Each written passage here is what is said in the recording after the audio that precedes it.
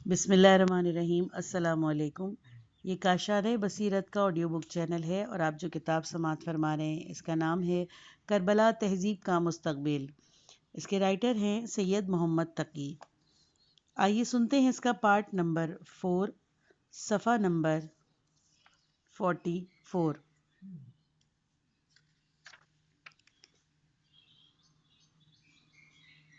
تاریخ میں بہت سے لوگوں نے شہادت پیش کی ہے،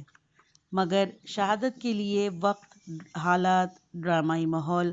اور اخلاقی اقدار کا انتخاب میں امام حسین علیہ السلام نے باریک بینی اور شرافت نگاہی نیز صحیح تر فیصلوں کی جو طویل کڑیاں مہیا کی ہیں، ان کی مثال تاریخ کے دوسرے ایسے حوادث میں نہیں ملتی۔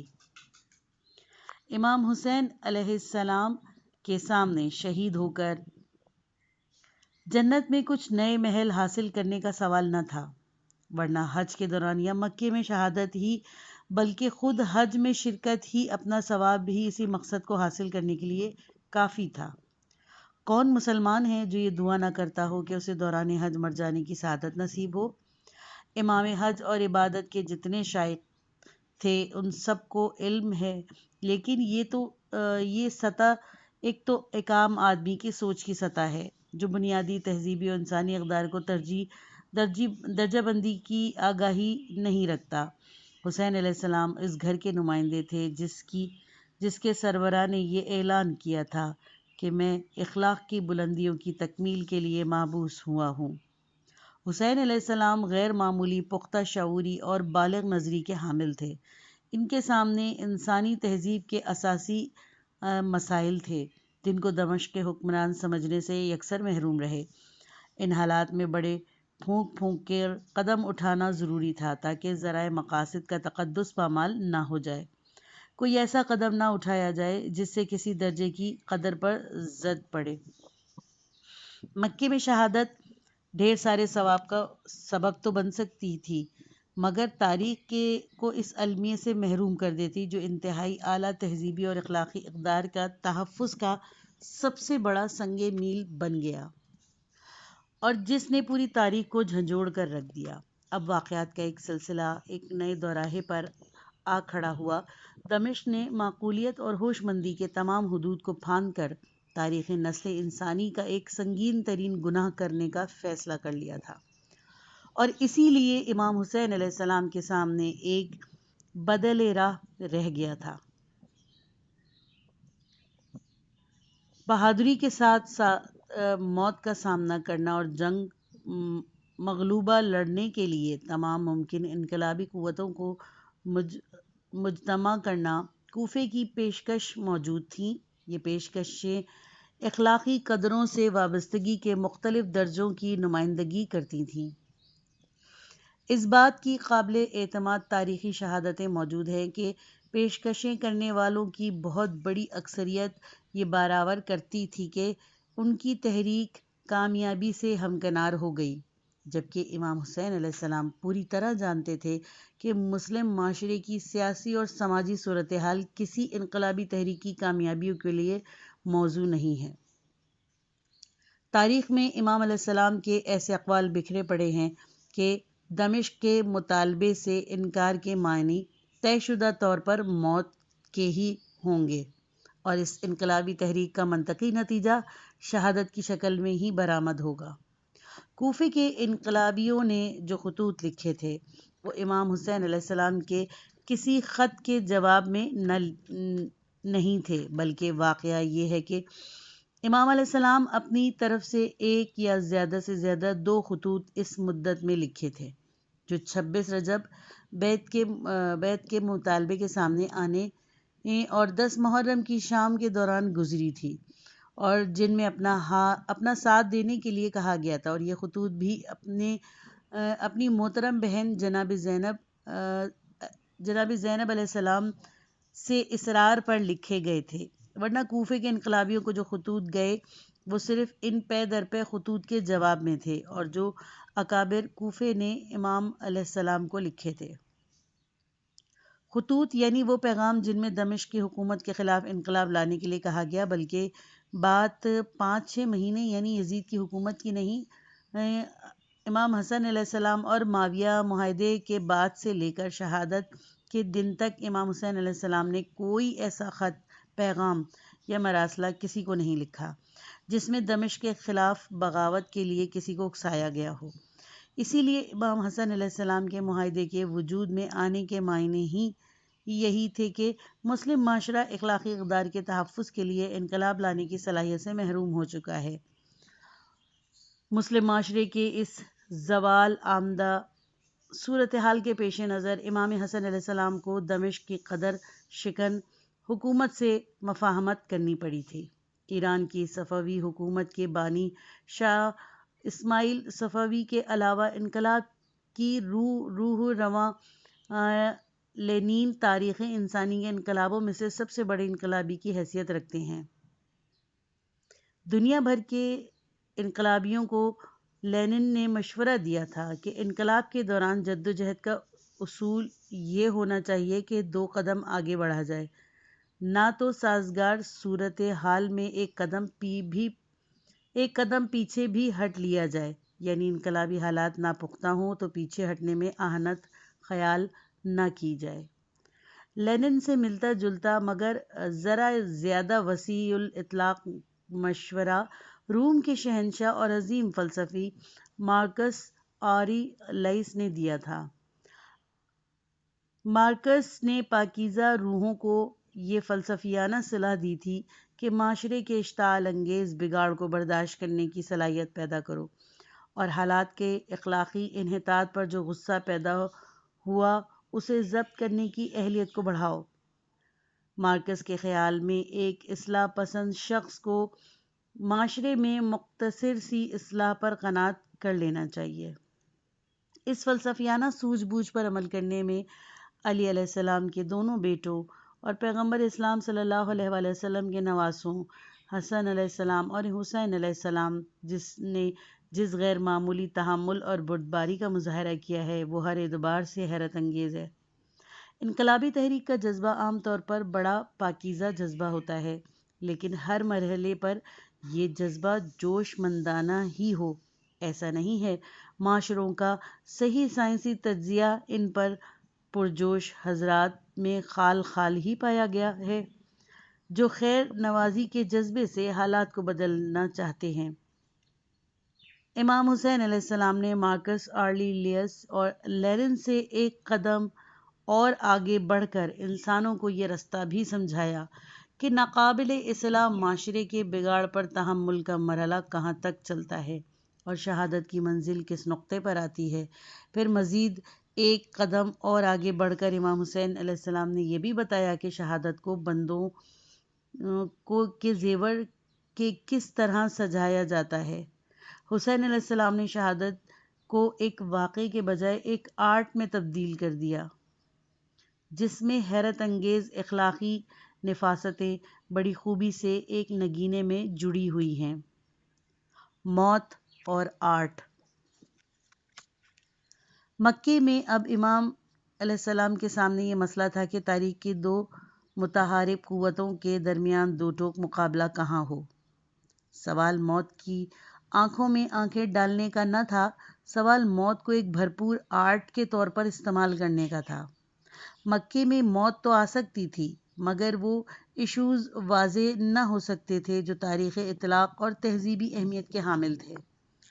مشکل یہ تھی کہ امام مسائل کو جس سطح پر طے کر رہے تھے دوسروں کی نظر مسئلوں کی ان باریکیوں پر نہ پہنچ سکتی تھی۔ عوام کی سوچ اور اعلیٰ اخلاقی قدروں کو تاریخی بہاؤ میں رکھ کر برتنے کی سوچ میں ہم آہنگی پیدا کرنے کا مسئلہ سامنے تھا۔ ایک طرف کوفے کے انقلابیوں کے مطالبات اور اصرار کا مسئلہ، محمد حنفیہ اور عبداللہ ابن عباس جیسے بزرگوں کے ذاتی سلامتی کے بارے میں مشورے تھے، اور دوسری طرف امام حسین علیہ السلام کی نظر تھی جو اس تہذیبی دھماکے کو دیکھ رہی تھی جسے زیادہ سے زیادہ مؤثر اور آرٹسٹک بنانے کے لیے ہر قدم کو اخلاقی اقدار کی ترازو میں تولنا تھا۔ قدرتاً رہنمائی و ہدایت کے اس مطالبے کو رد نہ کیا جا سکتا تھا جو کوفے والوں کی طرف سے آیا تھا۔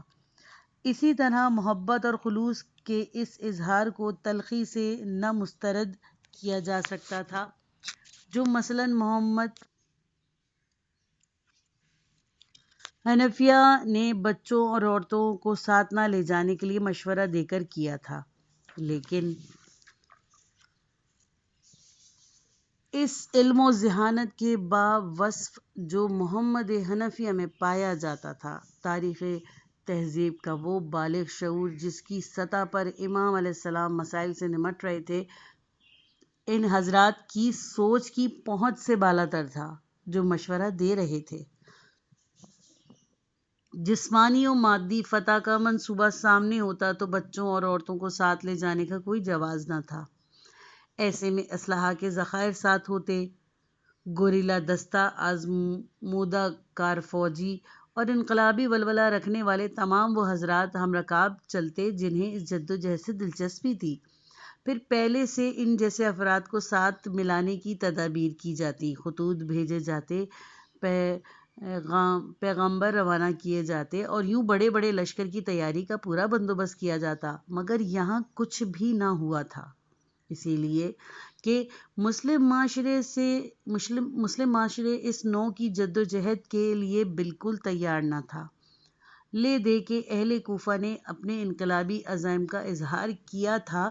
سو جواب دہی کے پیش نظر نہ بالکل منطقی تھا کہ ان کی اپیل کو عمل کی کسوٹی پر پرکھا جائے۔ نہیں، حسین علیہ السلام کو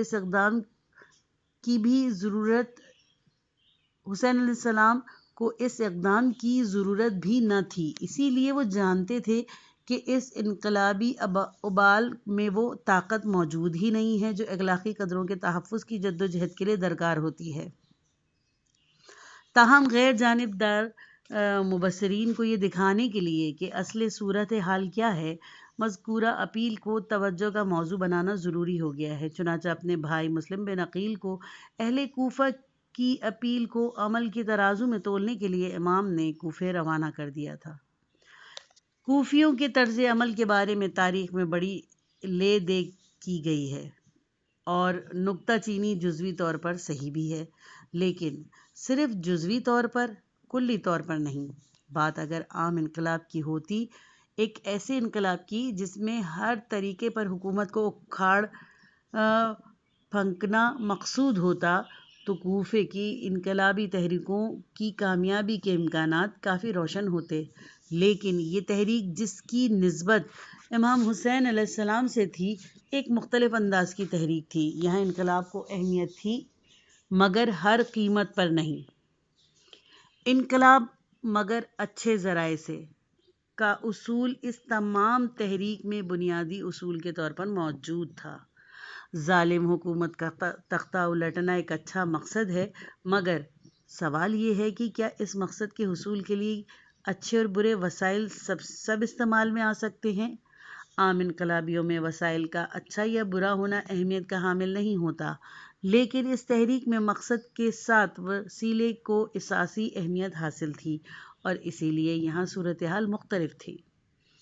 حکومتیں عام طور پر دمشق اور کوفے کے حکمران خاص طور پر ہر خانہ پر کھیلنے کے عادی تھے۔ وہ اخلاقی اقدار کی لاشوں سے بآسانی گزر جاتے تھے اور اسی لیے عمل کا کوئی خانہ ایسا نہ تھا جو ان کے لیے بند ہو، لیکن امام حسین علیہ السلام کے کیمپ میں ہر کھیل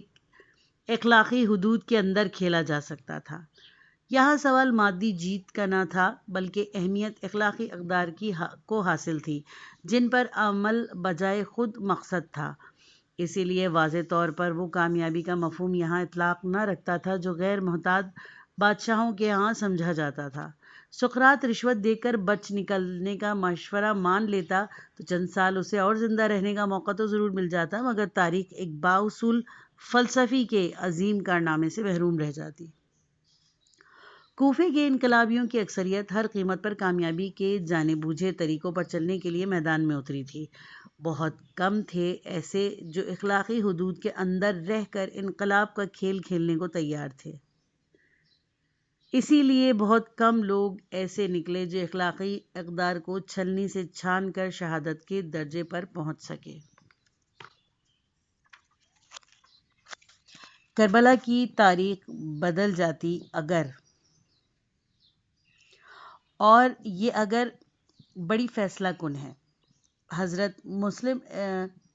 علیہ السلام اخلاقی حدود کو توڑ کر ابن زیاد کو، جو کہ وہ نہتے ایک ایسے گھر میں ان کے قبضے میں آ گئے تھے، جبکہ وہ اپنی فوج کے ایک بڑے افسر جناب ہانی ابن عروہ کے گھر میں ان کی عیادت کے لیے آیا تھا، اور ہانی نے حضرت مسلم علیہ السلام سے طے کیا تھا کہ وہ مکان کے ایک کمرے میں مسلح ہو کر بیٹھ جائیں اور ان کے بعض اشاروں کو سن کر نہتے ابن زیاد کو آ کر قتل کر دیں۔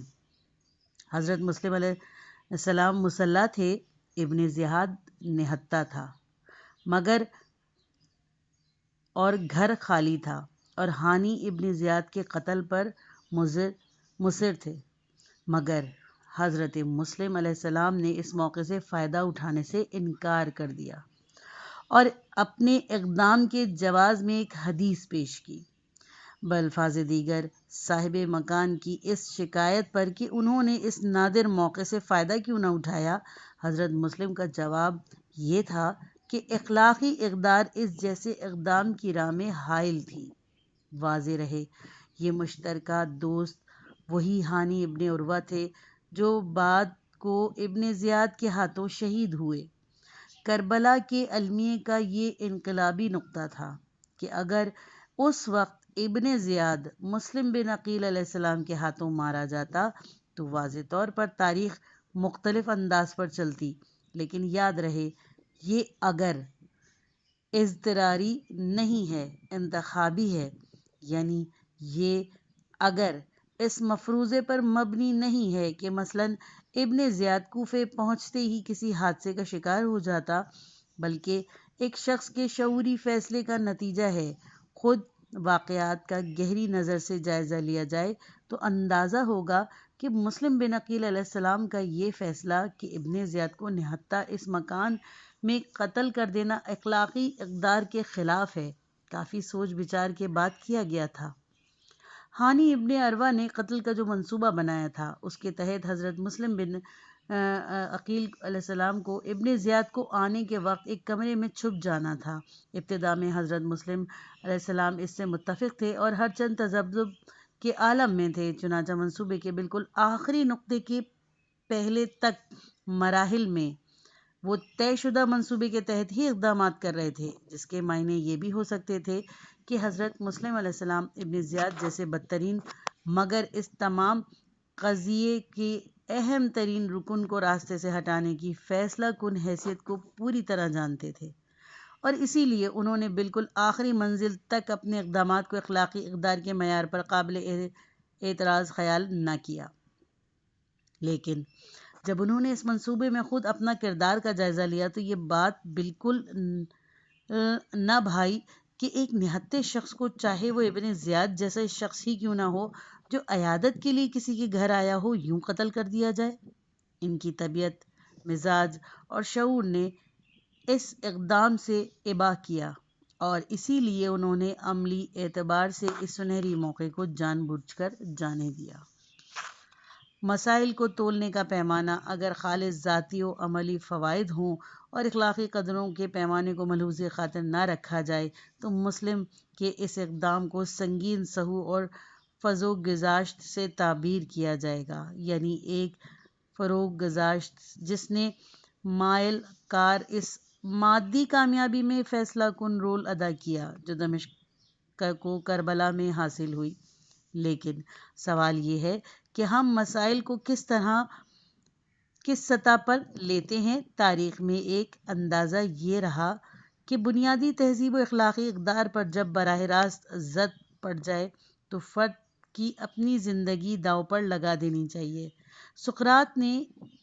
اسی اصول کو بڑی خوبی سے نبھایا۔ حسین علیہ السلام کے ہاں بھی مسائل اسی طرح پر طے ہو رہے تھے، جبکہ دوسری اور عمومی سوچ یہ رہی کہ وقتی ذاتی فائدوں کے لیے اخلاقی قدروں کی لاشوں سے گزر جانے میں کوئی قباحت نہیں ہے۔ تاریخ کے زیادہ تر بڑے فاتح اور کامیاب مادی زندگی گزارنے والے افراد کی اکثریت اور عوام کی بڑی تعداد مسائل کو اسی عینک سے دیکھتی ہے۔ اب اگر اس نہج سے آپ سوچنا شروع کریں تو بلا شبہ مسلم علیہ السلام نے ایک انتہائی سنہری موقع کو ہاتھ سے جانے دیا، لیکن کیا تاریخ کے باشعور لوگ آپ سے سوال کریں گے، انسانی نسل کی داستان جنگلی جانوروں کو چیر پھاڑ کے قصوں کا مجموعہ بن کر نہ رہ جاتی اگر تاریخ ان لوگوں کے نام سے خالی ہو جاتی جنہوں نے تہذیب کی بنیادی قدروں کے تحفظ کے لیے اپنی جان کی بازی لگا دی تھی؟ ہانی ابن عروہ کے گھر کے واقعے کو یوں سرسری طور پر پڑھ کر آگے نہ بڑھیے، اسی لیے کہ یہ حسین علیہ السلام کی کربلا کے المیہ ڈرامے کا نہایت اہم اور بے حد مرکزی ایکٹ ہے۔ بات کو اس مفروضے سے سوچیں کہ امام حسین علیہ السلام دمشق کے تخت پر قبضہ کرنے کا منصوبہ سامنے رکھتے تھے۔ تخت حکومت پر نئے حکمران کے بیٹھنے کا وقت حکومت کی کمزوری کا وقت ہوتا ہے، لہٰذا امام حسین علیہ السلام نے اس وقت سے فائدہ اٹھا کر دمشق کے خلاف بغاوت کا منصوبہ بنایا۔ آپ کہیں گے کہ یہ مفروضہ ان واضح شہادتوں کے خلاف ہے جن پر ہم اب تک سوچتے رہے، لیکن ان شہادتوں کو فی الحال نظر انداز کر کے یہ فرض کر کے سوچ کو آگے بڑھائیں کہ امام حسین علیہ السلام حکومت پر قبضہ کرنے کا منصوبہ سامنے رکھتے تھے، تو واضح طور پر اگر منصوبہ یہی تھا تو امام علیہ السلام نے مسلم بن عقیل کو یہ ہدایت کی ہوگی کہ وہ کوفے پر قبضہ کر لے، گویا مسلم کے سپرد کوفے کی حکومت چھین لینے کا مشن کیا گیا تھا، یعنی مشن یہ تھا کہ وہ ابن زیاد کو جو بصرے کے ساتھ ساتھ کوفے کا بھی گورنر تھا قتل کر دیں، تاکہ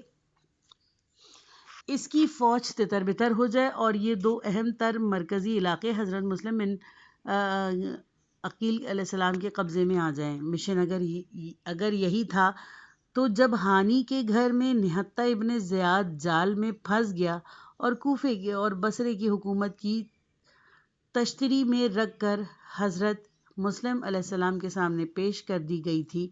ابن زیاد کا قتل کر دینا ضروری تھا۔ ہونا تو یہی چاہیے تھا کہ اگر حضرت مسلم علیہ السلام کوفے اور بصرے پر قبضہ کرنے کا منصوبہ ساتھ لے کر چلے تھے تو جاسوسوں کو ابن زیاد کو زہر دینے یا اندھیرے اجالے میں قتل کر دینے کے لیے بھیج دیتے۔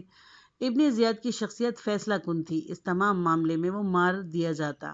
تو امام حسین علیہ السلام آدھی جنگ جیت گئے تھے۔ یقیناً اس کے بعد بھی ہار کا خطرہ موجود تھا، لیکن واضح طور پر جیت کے وہ امکان جو 1% بھی نہ تھے 50% پیدا ہو جاتا۔ پھر غیر متوقع صورتحال یہ پیدا ہوئی کہ خود سیاد جال میں پھنس گیا۔ ابن زیاد کی زندگی حضرت مسلم علیہ السلام کے قبضے میں تھی، ان کی تلوار کا ایک وار کوفہ اور بصرے کی اقتدار اور بنیادی تہذیبی قدروں کے درمیان حائل تھا۔ ان کی تلوار چل جاتی تو کوفہ اور بصرے کی حکومت ان کے قدموں میں آ گرتی، لیکن ساتھ ہی اعلی اخلاقی اقدار ذبح ہو جاتی۔ اس وقت بڑا مشکل فیصلہ درپیش تھا۔ ابن زیاد کا قتل تاریخ کے رخ بھی بدل سکتا تھا، اسی لیے ہانی ابن عروہ نے قتل کا منصوبہ بنایا تھا۔ ابن زیاد کا قتل ایک اچھا کام ہوتا، لیکن اس سے بھی ایک اچھا کام ایک اور تھا، اور وہ تھا اعلیٰ اقدار کا احترام، اور اس کے احترام کے پیش نظر ایک نہتے شخص کو جو گھر میں عیادت کرنے کے لیے آیا ہو اداگی میں مار دینے سے احتراز ضروری تھا۔ ابن زیاد جیسے کلیدی شخص کو رستے سے ہٹا دینا دور رس اثرات کا حامل تھا۔ سیاسی طور پر یہ بے حد مفید، انتہائی فیصلہ کن اقدام ہوتا، اسی لیے بالکل قدرتی تھا کہ حضرت مسلم علیہ السلام نے فوری طور پر اس منصوبے سے اتفاق کر لیا اور منصوبے کے ابتدائی حصے کی تکمیل کے لیے مسلح ہو کر کمرے میں انتظار کرنے چلے گئے۔ انتظار کے اس وقفے میں انہوں نے منصوبے کو شعوری سطح پر رکھا اور اس میں اس اچھے مقصد کے لیے نازیبا وسائل کے استعمال کا سوال سامنے آیا۔ حضرت صلی اللہ علیہ وآلہ وسلم کی ایک حدیث یعنی ایک اعلیٰ اخلاقی اقدار اس اقدام کی راہ میں حائل ہو گئی، اور اسی لیے فوراً حضرت مسلم علیہ السلام نے اپنا فیصلہ بدل ڈالا اور ابن زیاد کو زندہ واپس جانے دیا۔ واضح سے یہ ہوا کہ حضرت مسلم علیہ السلام کو جو ذمہ داری سونپی گئی تھی اس میں یہ شرط بالکل صاف تھی کہ کوئی قدم اعلیٰ اخلاقی اقدار کا احترام پیش نظر رکھا جائے، چاہے اس کے نتیجے میں مادی شکست سے دوچار ہی کیوں نہ ہونا پڑے۔ مطلب یہ کہ حسین علیہ السلام کا نمائندہ تخت کوفہ و بصرہ پر قبضہ کرنے کے لیے روانہ نہیں ہوا تھا، اسی لیے کہ امام علیہ السلام کے سامنے تخت پر قبضے کا منصوبہ تھا ہی نہیں۔ ہوتا تو اخلاقی قدروں کے احترام کے بجائے ان اقدامات کو اہمیت دی جاتی جو جنگ جیتنے کے لیے مفید ہوتے ہیں، اور ابن زیاد کا راستے سے ہٹانا سب سے مفید تر اور مؤثر قدم تھا، مگر یہ اقدام نہ کیا گیا کہ مقصود حکمرانی نہ تھا، بلکہ ایک ظالم حکومت کے مظالم سے حتی الامکان بچنے اور یا ممکن نہ ہو تو بہادری کے ساتھ حملہ آوروں کا مقابلہ کر کے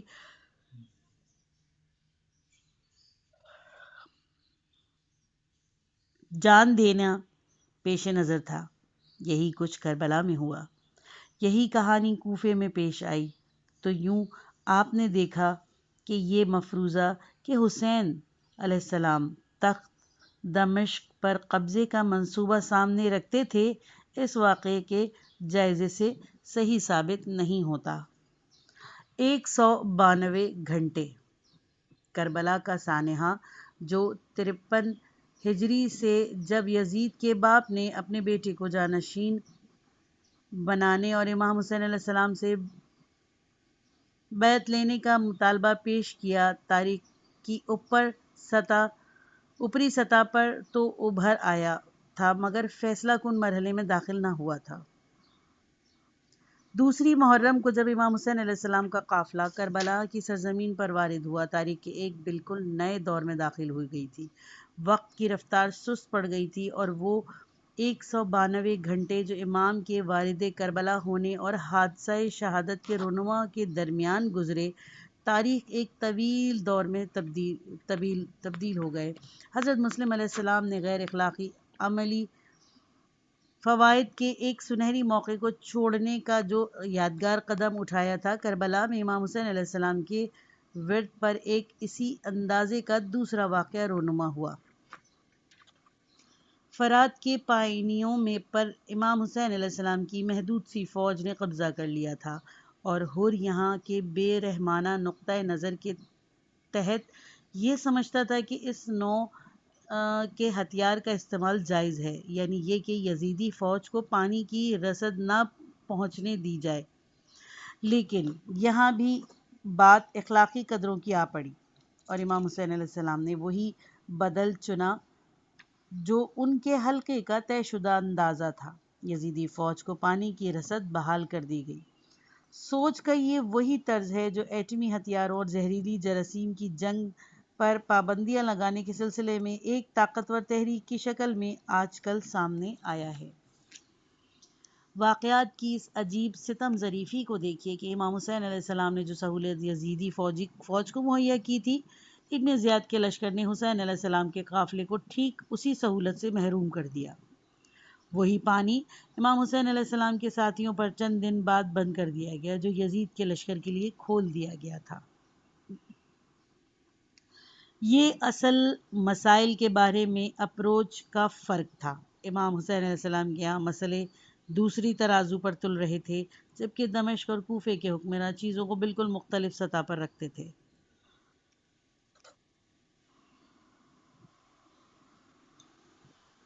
سوچ کا یہ فرق دراصل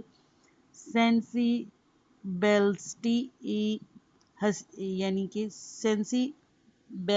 یعنی حسیت کا فرق ہے، اور ناترشیدہ حسیت یعنی سینسیبلٹی یہ ہے کہ جنگ چھڑے تو پھر ہر وحشیانہ ظلم ڈھانے کی رخصت لے لی جائے گی، جبکہ تربیت یافتہ حسیت کا تقاضا یہ ہے کہ جنگ کو جو بجائے خود ایک وحشیانہ حرکت ہے، مجبوراً لڑا بھی جائے تو چند ممکن آداب کو کبھی نظر انداز نہ کیا جائے، مہلک جراثیم والے ہتھیار استعمال میں نہ لائے جائیں، شہریوں پر بمباری نہ کی جائے، شفا خانوں اور عبادت گاہوں کو نشانہ نہ بنایا جائے۔ واضح طور پر یہ وہی سوچ ہے جو مکے کو دارالحرم اور جائے پناہ بنانے کا سبب بنتی ہے۔ دراصل حسین علیہ السلام اور یزید دو مختلف سی بلیٹرز، دو جداگانہ حیثیتوں کی نمائندگی کر رہے تھے۔ سوچ اور رد عمل کے دو مختلف دھارے ہیں جو جدا جدا بہہ رہے تھے۔ یہ پارٹ ختم ہوا۔ کتاب کا اگلا حصہ نیکسٹ پارٹ میں سنیں۔